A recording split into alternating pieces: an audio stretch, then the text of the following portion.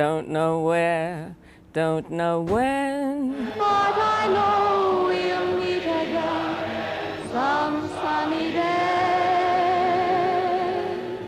She was the force's sweetheart during the Second World War, boosting morale amongst servicemen on the front line. And so many decades later, their sweetheart would tell ITV News how she still remembered them. So look at all those boys' faces. I often wonder how many of them came back when I look at that picture.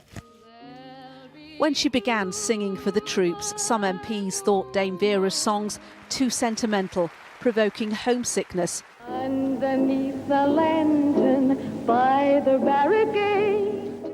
But the forces loved her. Well, all my songs were optimistic songs. They were never war songs, as it were. And that was a sort of little message from me saying, well, things are going to be all right, you know. She visited them too, travelling to far-flung theatres of battle in Egypt, India and Burma. 40 years later, Dame Vera, as she'd become, got her Burma star for entertaining troops behind Japanese lines. There were angels dining at the Ritz, and a nightingale sang in Berkeley Square. Her last public performance before she retired came in 1995 when she sang to the crowds outside Buckingham Palace on the 50th anniversary of VE Day. Ever grateful for the sacrifice of the forces, she devoted herself to many service charities, most notably the Royal British Legion, speaking here on their 90th anniversary. There's always some reason for our boys coming home from a conflict, and it's there, you know, that they know it's there to help them. At the age of 92, Dame Vera became the oldest living artist to have a #1 album, but it was the fact that she had played a role in the war, that her music had had an impact that she would remember fondly on the 70th anniversary of VE Day. I feel very humble when they think of me and the war. It's a little satisfaction to know that you were involved in it in some way.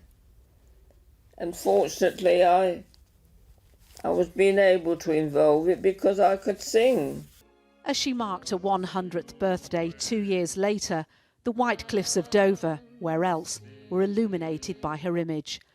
And she was perhaps the only person to be surprised at the outpouring of affection and cards from the public.